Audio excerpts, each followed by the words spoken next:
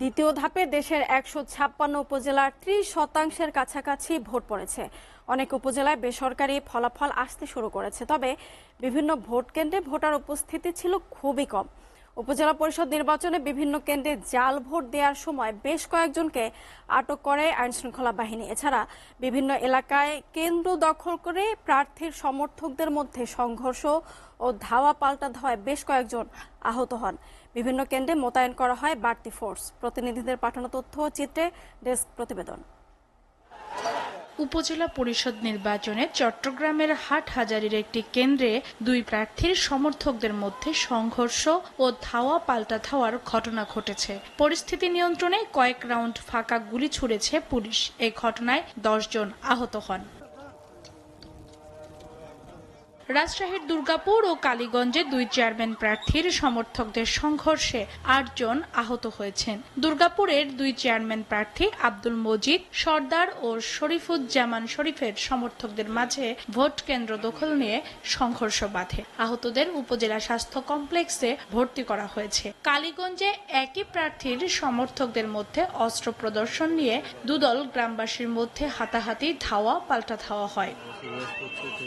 এদিকে নাটোরের বাগাতিপাড়া কেন্দ্রে ভোটারদের ভোটদানে বাধা প্রদান ও মারপিটের ঘটনা ঘটেছে। শালিক প্রতীকের আসলাম উদ্দিন ও আনারস প্রতীকের শরীফুল ইসলামের সমর্থকদের বিরুদ্ধে মারপিট ও এজেন্টদের কেন্দ্র করে বের করে দেওয়ার অভিযোগ উঠেছে। লক্ষ্মীপুরের রামগঞ্জ উপজেলা ভোট কেন্দ্রে বিশৃঙ্খলা সৃষ্টির দায়ে 5 জনকে আটক করে আইনশৃঙ্খলা বাহিনী। ওই কেন্দ্রে ভোটারদের প্রভাবিত করার ভিডিও ধারণ করতে গেলে সাংবাদিকদের গাড়ি ভাঙচুর করা হয়। এদিকে অতি গুরুত্বপূর্ণ কেন্দ্র বেশি হওয়ায় সাতক্ষীরার আশুশুনি থানার ওসি বিশ্বজিৎ অধিকারীকে দায়িত্ব থেকে অব্যাহত দিয়ে তার পরিবর্তে ওই থানার নির্বাচনী দায়িত্ব দেওয়া হয়েছে সাতক্ষীরা সদর সার্কেলের অতিরিক্ত পুলিশ সুপার মীর আসাদুজ্জামানকে। মেহেরপুর গাংনীর চিতলা মাধ্যমিক বিদ্যালয় কেন্দ্রে ভোটারদের প্রভাবিত করার দায়ে সাইদুল ইসলাম নামে এক এজেন্টকে কারাদণ্ড দিয়েছে ভ্রাম্যমাণ আদালত। গাইবান্ধা সদরে জাল ভোট দেওয়ার অভিযোগে এক কিশোরকে আটক করেছে পুলিশ। নিজের ভোট দিয়ে সেই ছবি সামাজিক যোগাযোগ মাধ্যমে পোস্ট করার অভিযোগ উঠেছে এক চেয়ারম্যান প্রার্থীর বিরুদ্ধে। যশোরের সারসা পাইলট হাই স্কুল কেন্দ্রে জাল ভোট দেওয়ার সময় একজনকে আটক করা হয়েছে।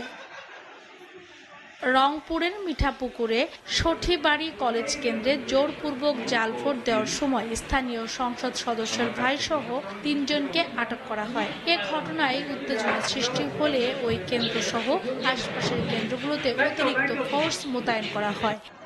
এদিকে সুষ্ঠু নির্বাচনের লক্ষ্যে জামালপুরের দেওয়ানগঞ্জের পোলাকান্দি উচ্চ বিদ্যালয় সহ বিভিন্ন ভোট কেন্দ্রে পরিদর্শন করে আনসার ও গ্রাম প্রতিরক্ষা বাহিনী। SATV news desk.